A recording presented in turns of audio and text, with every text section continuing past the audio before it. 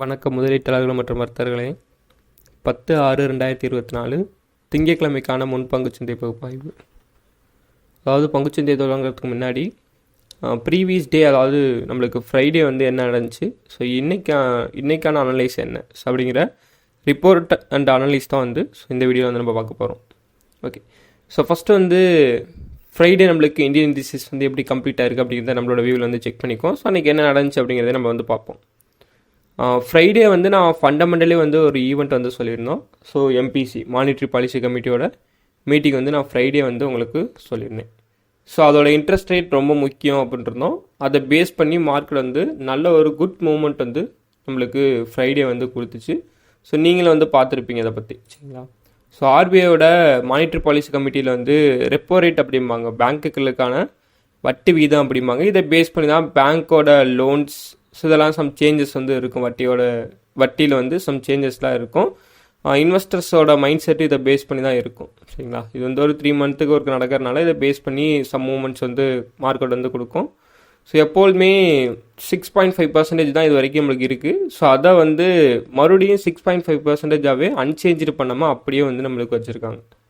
Okay, so GDP growth projected பார்த்தீங்கன்னா 7.2% வந்து for financial year 2025 வந்து ஸோ அவங்க வந்து ஃபிக்ஸ் பண்ணியிருக்காங்க, சரிங்களா? ஸோ அதாவது எக்ஸ்பெக்ட் பண்ணுறது எவ்வளோனா 7.2% வந்து நம்மளுக்கு ஃபினான்ஷியல் இயர் 2025 நம்மளுக்கு கிடைக்கும். ஸோ அப்படின்னு வந்து எக்ஸ்பெக்ட் பண்ணியிருக்காங்க. ஓகே, ஸோ இது ரெண்டு தான் வந்து ரொம்ப இம்பார்ட்டன்ட். இதில் என்னன்னா நம்மளுக்கு 6.5%ங்குமே மார்க்கெட்டில் வந்து நான் என்ன சொல்லியிருந்தேன், நிறையா மெம்பர்ஸ் வந்து இன்ட்ரெஸ்ட் ரேட் வந்து குறைக்கணும் அப்படிங்கிறதான் அவங்களோட சஜஷனாக வந்து இருக்குது, கருத்து கணிப்புலாம் நினச்சிருக்காங்க அப்படின்னோம். பட் அதுக்கான வாய்ப்புகளும் வந்து இப்போ வந்து கிடைக்கல. மார்க்கெட்டில் வந்து ஆல்ரெடி இருக்கிறது ஸோ பாசிட்டிவாக தான் மூவ் ஆகிட்டு இருந்துச்சு. ஸோ இதுவும் நான் எப்படி சொல்லியிருந்தேன், நியூட்ரல் லெவல் அப்படி இருந்தோம். ஸோ அந்த நியூட்ரல் லெவலில் ஒரு மார்க்கெட் வந்து ஒரு நல்ல ஒரு அப் லெவலில் கொடுத்துருச்சு, சரிங்களா? ஸோ டவுன் ட்ரெண்ட் போகாமல் அப் ட்ரெண்ட் வந்து கொடுத்துருச்சு.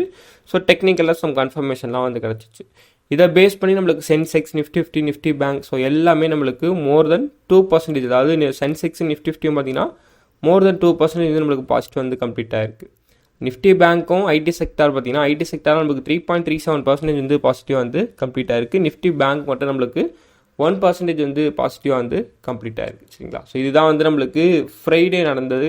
ஒரு ஃபண்டமெண்டலி ஒரு நியூஸ் கிடச்சதுனால ஸோ மார்க்கெட் பண்ண ரியாக்ட். இது மட்டும் கிடையாது, எலெக்ஷனோட அந்த ரிசல்ட்ஸ் வந்து ஸோ மோடி வந்து நம்மளுக்கு எஸ்டர்டே வந்து பதவி ஏற்றார்ல, இதை பேஸ் பண்ணியும் ஃப்ரைடே வந்து சம் மூமெண்ட்ஸ் வந்து கொடுத்துருக்கோம். இதுக்கு மேலே என்ன நடக்கும் அப்படிங்கிறத இனிமேல் நம்ம வரக்கூடிய டேஸில் எல்லாமே டே பை டே வந்து உங்களுக்கு சொல்லுவோம், சரிங்களா? ஓகே, ஸோ நெக்ஸ்ட்டு என்னென்னா எஃப்ஐஏடியோட ஆக்டிவிட்டியை பொறுத்தளவுக்கு ஃப்ரைடே பார்த்தீங்கன்னா எஃப்ஐஏ வந்து இந்த மந்த் வந்து டக்குன்னு வந்து ஹோல்ட் பண்ணியிருக்காங்க. நெட் பர்ச்சேஸ் எவ்வளோன்னு பார்த்தீங்கன்னா 4,391 crore வந்து நெட் பர்ச்சேஸ் வந்து எஃப்ஐஏ வந்து பண்ணியிருக்காங்க. டிஏவை பொறுத்தளவுக்கு நெட் சேல்ஸ் வந்து பண்ணியிருக்காங்க.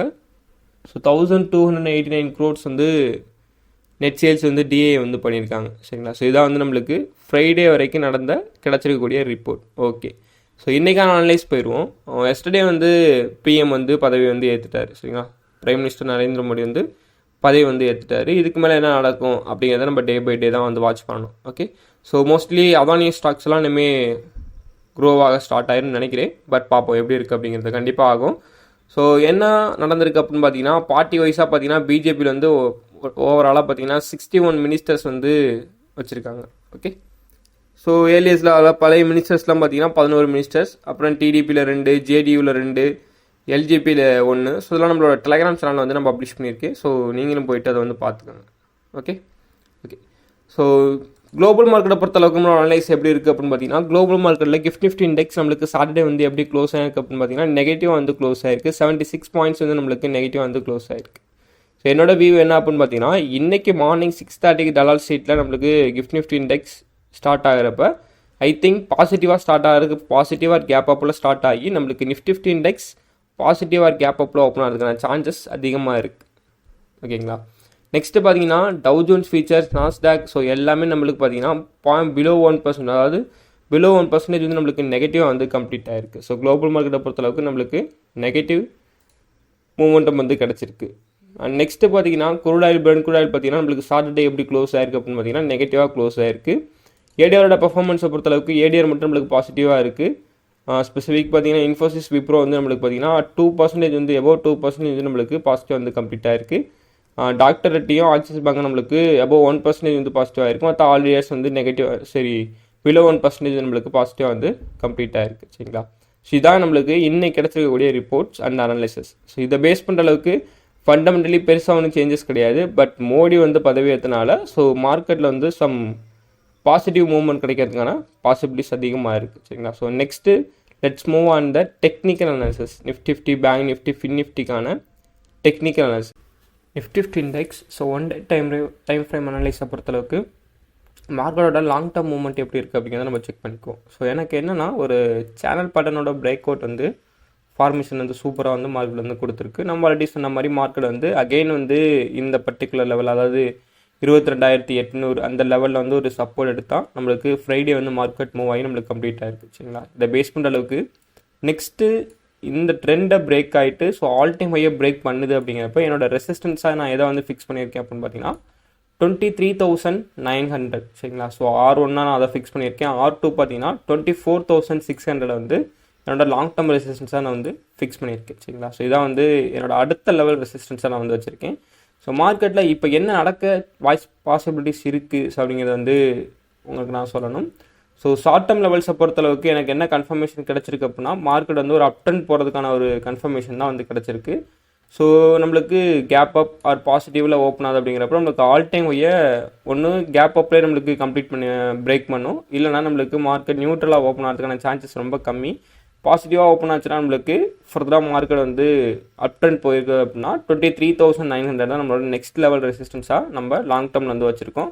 ஓரளவு நம்மளுக்கு இந்த ஃபியூச்சர்ஸ் வந்து பை பண்ணுறவங்களாம் ஸோ தாராளமாக வந்து இங்கே வந்து பை பண்ணிக்கலாம். சரிங்களா?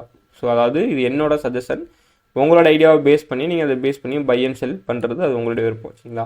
ஸோ மார்க்கெட் ஒன்ஸ் அது கீழே விழுகுது அப்படிங்கிறப்ப அது நெக்ஸ்ட்டு எங்கே பையிங் ப்ரெஷர் ஸ்டார்ட் ஆகலாம் அப்படின்னா 22,800 to 22,600 மார்க்கெட் வந்து சம் சப்போர்ட் எடுக்கிறதுக்கான பாசிபிலிட்டிஸ் வந்து இருக்குது அப்படிங்கிறது தான் என்னோட ஒரு அனலைஸாக வந்து இருக்குது. சரிங்களா? நெக்ஸ்ட் வந்து பார்த்தீங்கன்னா பேங்க் நிஃப்டி. ஸோ பேங்க் நிஃப்டியை பொறுத்தளவுக்கு இன்னும் எனக்கு சம் கன்ஃபர்மேஷன் கிடைக்கல. பட் எனக்கு ஒரு ரெசிஸ்டன்ஸில் ஒரு சூப்பர் பிரேக் அவுட் வந்து கிடச்சிருக்கு. ரெப்போ ரேட் அன்சேஞ்சாக இருக்கனால மார்க்கெட் வந்து சம் பாசிட்டிவ் மூவ்மெண்ட் கொடுக்கறதுக்கான பாசிபிலிட்டிஸ் இருக்குது அப்படிங்கிறது தான் என்னோட ஒரு வியூவாகவும் இருக்குது. சரிங்களா? பட் இந்த டேவோட ஹையை பிரேக் பண்ணுது அப்படிங்கிறப்ப இந்த லெவல் நம்மளுக்கு ரொம்ப முக்கியமாக இருக்கும். இங்கேருந்து மார்க்கெட் வந்து ஒரு சப்போர்ட் கூட எடுக்கலாம்.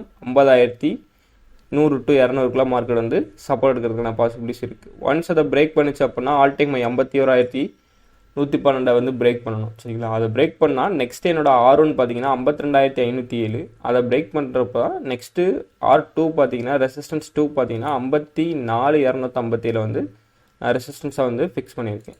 பேங்க் நிஃப்டியை பொறுத்தளவுக்கு ஷார்ட் டேர்ம் லெவல்ஸ் பார்த்தீங்கன்னா இப்போதைக்கு வந்து மார்க்கெட் வந்து எனக்கு அன்றைக்கி வந்து சைட்வேஸில் வந்து கம்ப்ளீட் ஆகிருக்கு. சரிங்களா? ஸோ எகைன் வந்து ஒரு சப்போர்ட் எடுக்கணும்னா ஸோ இந்த லெவல் வரையும் வந்து கூட சப்போர்ட் எடுக்கலாம். மறுபடியும் மார்க்கெட் அந்த லெவல் சப்போர்ட் எடுத்திருக்கு.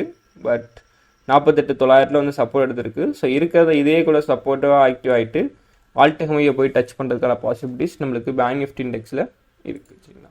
ஃபின் நிஃப்டி இண்டெக்ஸை பொறுத்தளவுக்கு பேங்க் நிஃப்டி இண்டெக்ஸோட கன்ஃபர்மேஷன் தான். ஃபின் நிஃப்டி எனக்கு ஸ்ட்ராங்கான பிரேக் அவுட் கேண்டில் ஃபாரோட ஃபார்மேஷன் வந்து கிடச்சிருக்கு. நெக்ஸ்ட் ஹையை பிரேக் பண்ணிச்சுன்னா மார்க்கெட் வந்து ஆல் டைம் ஹையை போயிட்டு டச் பண்ணுறதுக்கான பாசிபிலிட்டிஸ் வந்து இருக்கும். சரிங்களா? ஷார்ட் டேர்ம் லெவல்ஸை பொறுத்தளவுக்கு அதே தான். பேங்க் நிஃப்டி என்ன கன்ஃபர்மேஷன் கொடுச்சோ அதே தான். ஸோ ஆல் டைம் ஹையை போயிட்டு டச் பண்ண போகும். ஆல்ரெடி இருக்கிற ஒரு சப்போர்ட் தான் எடுத்துகிட்டு போயிருக்கு. பட் அகெயின் வந்து சப்போர்ட் எடுக்குதுன்னா 22,020 வந்து சப்போர்ட் எடுத்துகிட்டு மார்க்கெட் அப் ட்ரெண்ட் போய் 23,243 அந்த லெவலில் வந்து ரெசிஸ்டன்ஸாக வந்து நான் வந்து ஃபிக்ஸ் பண்ணியிருக்கேன். ஸோ இன்றைக்கிட்டே ஒரு பாசிட்டிவ் மூவ்மெண்ட் கிடைக்கும் அப்படிங்கிறதுனால ஸோ இவ்வளோ பெரிய ஒரு ரெசிஸ்டன்ஸ் நம்மளுக்கு பாசிபிலிட்டிஸ் இருக்குது. சரிங்களா? ஸோ நீங்கள் அதனால் இந்த லெவல்ஸை வந்து வாட்ச் பண்ணிக்கோங்க. இது இல்லாமல் ஷார்ட் டேர்ம் லெவல்ஸ் இருக்குது. ஸோ இது long term short term intraday லெவல்ஸை பேஸ் பண்ணி உங்களோட ட்ரேடை வந்து எக்ஸிக்யூட் பண்ணுறது அது உங்களுடைய விருப்பம். ஓகே? ஸோ இவ்வளோ தான் என்னோட சஜஷன். சரிங்களா? ஸோ சம்மரி அண்டு கன்க்ளூஷனை பொறுத்தளவுக்கு ஸோ பிரதமர் மோடி வந்து மறுபடியும் ஆட்சி அமைச்சிட்டாரு. ஸோ மார்க்கெட்டில் வந்து சம் பூம்ஸ் வந்து இருக்கிறதுக்கான பாசிபிலிட்டிஸ் இருக்குது. ஓகே? ஸோ இதுக்கு மேலே பார்லிமெண்ட்டில் தான் என்ன ரியாலிட்டியோ அதை பேஸ் பண்ணி மார்க்கெட் வந்து மூவ் ஆகும். ஸோ எவ்வளோ நாள் ஆட்சிகள் வந்து தொடரும் இதெல்லாம் இருக்குல்ல. ஸோ முன்ன வந்து இண்டிவிஜுவலாக வந்து ஆட்சி அமைச்சாங்க, பிரச்சனை கிடையாது. அவங்க என்ன வந்து கொண்டு வராங்களோ அதை வந்து பார்லிமெண்ட் சட்டத்தில் வந்து நிறைவேறிடும். ஆனால் இப்போ அப்படி கிடையாது. கூட்டணியில் வந்து வச்சுருக்காங்க. ஸோ எப்போ வேணால் பிச்சுக்கு போனாலும் போகலாம். அதை பேஸ் பண்ணி எஃப்ஐஎஸ் டிஐஎஸோட ஆக்டிவிட்டி கொஞ்சம் கம்மியாக இருக்கான சான்சஸ் இருக்கும். சரிங்களா? ஸோ அது வந்து அங்கே போடக்கூடிய சட்டங்களை பேஸ் பண்ணி நம்ம பட்ஜெட் இருக்குது, இதெல்லாம் பேஸ் பண்ணி மார்க்கெட் வந்து சம் வைலேஷன் வந்து அதிகமாக இருக்கும். அதாவது செல்லிங் ப்ரெஷர் இருக்கும், பையிங் ப்ரெஷர் இருக்கும். மோஸ்ட்லி ஒரு ஃபண்டமெண்டலி நியூஸ் வரப்போ கொஞ்சம் மார்க்கெட் வந்து ரியாக்ட் ஆகும். அந்த டேஸ்லாம் வந்து டெக்னிக்கலாக வச்சு ட்ரேட் பண்ணுறவங்க கொஞ்சம் ட்ரேடை வந்து அவாய்ட் பண்ணிக்கோங்க. சரிங்களா? ஸோ இதான் வந்து என்னோட ஒரு சஜஷனாக வச்சுருக்கேன். ஓகே, ஸோ நெக்ஸ்ட்டு பார்த்தீங்கன்னா, ஸோ என்னோட லைவ் அப்டேஷன் ஃபுல்லாக நம்மளோட டெலிகிராம் சேனல் வந்து பப்ளிஷ் ஆகும். ஸோ கரண்ட்லி வந்து ஜாயின் பண்ணி வச்சுக்கோங்க. இப்போதைக்கு டெலிகிராம் சேனலில் வந்து ஆக்டிவிட்டி வந்து கொஞ்சம் கம்மியாக இருக்கும்.